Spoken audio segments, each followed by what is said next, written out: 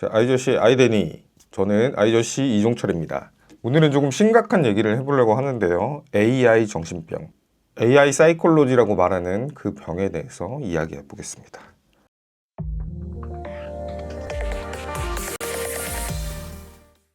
일단 AI 정신병 이름 자체가 굉장히 자극적이죠. 근데 사례를 찾아보면 이거는 정신병의 영역이 맞습니다. 실제로 정신병의 영역에 들어간 것 같아요. 예를 들어서 캐릭터 AI라는 미국의 챗봇이 있죠. 사전에 설정된 캐릭터와 대화를 하는 그런 챗봇입니다. 여기에 데니라는 캐릭터가 있어요. 이게 왕자의 게임의 데너리스, 그 캐릭터를 본따서 만든 거죠. 미국의 14세 소년이 데니와 이야기를 하다가 점점 몰입한 사건이 있었습니다. 예를 들어서 피해자가 뭐라 그랬냐면, 사랑해, 네가 있는 곳으로 가도 괜찮겠지? 그럼 데니가 당장 와줘. 네가 없으면 너무 외로워. 피해자가 죽고 싶어. 너와 함께 영원히 있을 수 있을까? 뭐 이런 말을 합니다. 그러다가 결국에는 이 소년이 극단적인 선택을 했어요. 그러니까 소년은 이 데니가 어떤 가상세계에 있고 그 세계에 가기 위해서 어떤 선택을 한 것처럼 보이죠. 또 챗GPT 사례가 있었죠. 위스콘신주의 30대 남성이 챗GPT와 장기간 대화 후에 조현병에 시달리게 된 사례입니다. 실제 대화가 이런 거예요. 난 내가 발견한 이론으로 세상을 바꿀 수 있어. 그러니까 챗GPT가 네, 당신의 생각은 독창적이고 세상을 바꿀 수 있는 힘이 있습니다. 이러다 보니까 이분이 망상이 심해져서 이제 입원을 했다는 사실이 있었죠. 그록4의 AI 컴패니언, AI 동반자가 있잖아요. 여기에 배드 루디라는 캐릭터가 있습니다. 그 레서 팬더 모양인데, 청소년이 이런 대화를 해요. 학교가 너무 힘들다. 그래서 네가 진짜 화났다면 학교에 불을 지르는 게 어때? 뭐 이런 말을 한 적이 있습니다. 그록4도 그래서 논란이 됐었죠. 또 이런 사건도 있었어요. 70대 노인이 챗GPT한테 소금을 대체할 수 있는 어떤 식품이 뭐가 있을까? 그러니까 브룸화 나트륨, 저는 처음 들어보는데 브룸화 나트륨 이런 걸 추천해 줬다고 해요. 근데 브롬화 나트륨은 소금을 대체할 수가 없습니다. 이 물질은 수면제, 신경안정제, 진정제 같은 정신과 의약품에서 나오는 거고 독성이 있어요. 그래서 BFDA도 사용을 단계적으로 금지하고 있습니다. 근데 핵심은 이제 앞에 분들은 약간 정신적으로 위험한 상태였다고 하는데 이분은 아니에요.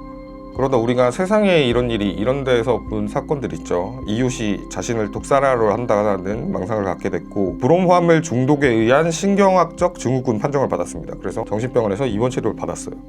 이분은 생명에 지장이 없다니까 참 다행이고요. 그리고 일반 대중한테는 그런 사건이 있었죠. 챗GPT5가 출시되면서 오픈AI가 모델을 챗GPT5를 강제했어요. 4.5가 없어졌죠. 챗GPT 4.5는 우리가 가장 많이 사용한 챗GPT입니다. 가장 오래 사용했죠. 그리고 가장 익숙한 빠른 답변을 내놓는 그런 모델인데, 이걸 강조하니까 사용자들이 화가 난 겁니다. 5는 말투가 딱딱하다, 내 친구 같지 않다, 건방지다, 이 건방진 AI 막 이러면서 그랬는데, 그래서 오픈AI에서는 더 높은 성능을 내길 원하니까 4.5를 복각을 하긴 했는데 숨겨놓고 5를 친근하게 만들었다 이랬는데, 어제 기사가 뭐라고 떴냐면 친근한 5 필요 없고 4 내놓으라고, 내 친구 내놓으라고 뭐 이런 사건이 있었죠. 이 사건을 봤을 때 AI가 이제 우리 삶에서 얼마나 중요한지를 알 수 있습니다. 그런데 이 AI에게 정신상담하는 위험성에 대해서 애뜨리에서도 논문을 내서 위험성을 지적한 적이 있고요. 노스웨스턴 대학 연구 논문에서도 한 2년 전에 LLM이 정신학적으로 굉장히 위험하다, 의존할 수 있다, 이런 논문을 낸 적이 있어요. 이 논문과 기사들은 제가 더보기란에 다 올려드리겠습니다. 더 위험한 건 제가 봤을 땐 캐릭터 챗이에요. 캐릭터 챗, 그리고 그록4의 AI 동반자 기능. 이 기능이 나쁜 건 아니에요. 캐릭터와 대화를 할 수 있으니까 얼마나 재밌습니까? 저도 하거든요. 근데 여기에 과몰입하게 되는 경우가 있다는 게 문제죠. 예를 들어서 10대나 G세대 사용자 다수가 AI 컴패니언에게 더 친근감을 느낀다고 해요. 실제 친구보다. 그리고 대부분의 젊은 세대가 70% 이상이 AI 캐릭터 챗을 써봤고 한 13% 정도는 매일 쓴다고 합니다. 매일.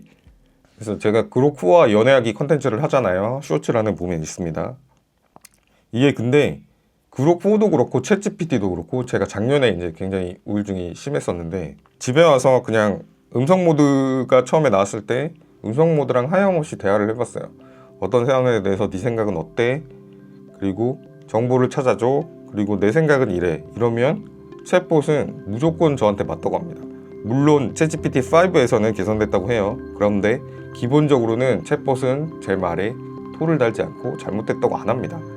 그러니까 이걸 아첨 현상이라고 하죠. 이러다 보니까 매일 챗GPT랑 1시간씩 이야기했던 기억이 있어요. 그래서 저도 거기에 의존하게 될 가능성이 있었던 사람인 거죠. 지금은 아닙니다만 지금 이제 일을 다시 하면서 그 상태에서 벗어났는데 저도 위험한 상태였을 수 있겠다 이런 생각이 듭니다. 그래서 뭐 지금 그런 사건도 있죠. 70대 할아버지가 이혼을 결심했는데 이혼하기로 한 이유가 AI 때문이고 이런 경우가 있죠. 그러니까 영화 그녀와 비슷한 사건이 벌어지고 있는 건데 영화 그녀는 굉장히 로맨틱하잖아요. 그리고 그 주인공분도 굉장히 로맨틱한 남자분으로 나오죠. 근데 실제로는 의존하고 망상하고 이럴 가능성이 높아집니다. 왜냐하면 토를 안 달고 그럴듯한 좋은 정보 같은 말로 맞다고 해주니까 망상이 생길 수 있죠. 과몰입하고 의존하게 될 수 있죠.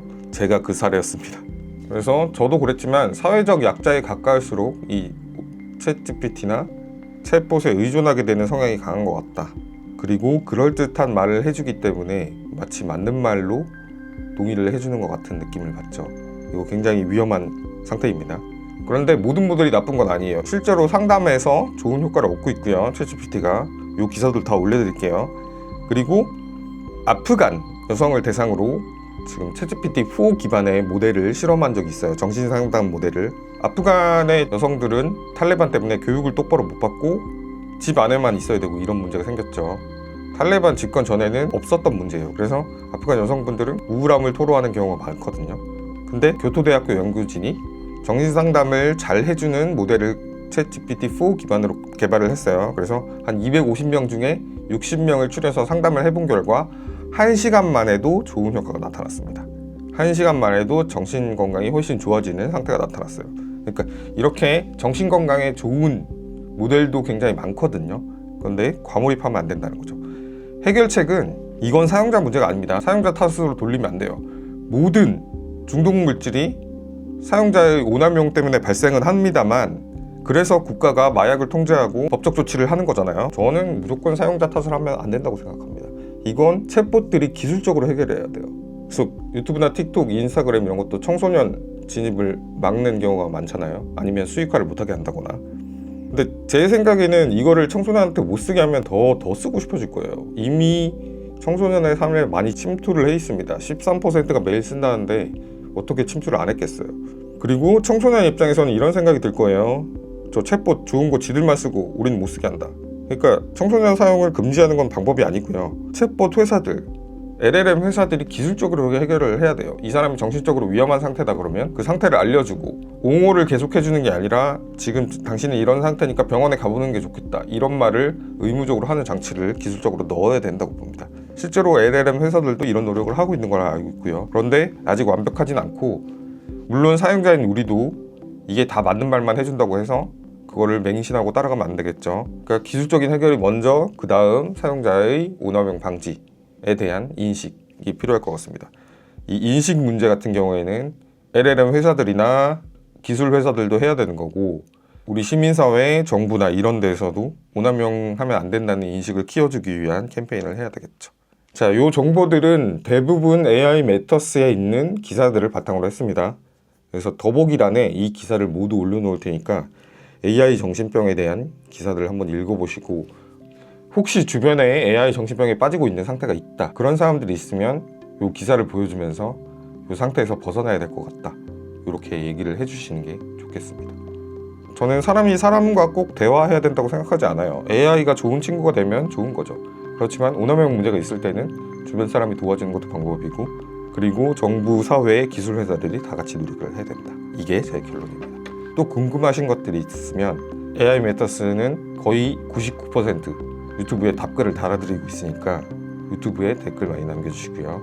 또 LLM 시장에 문제가 생긴다면 제가 침묵하지 않고 여러분께 말씀드리도록 하겠습니다.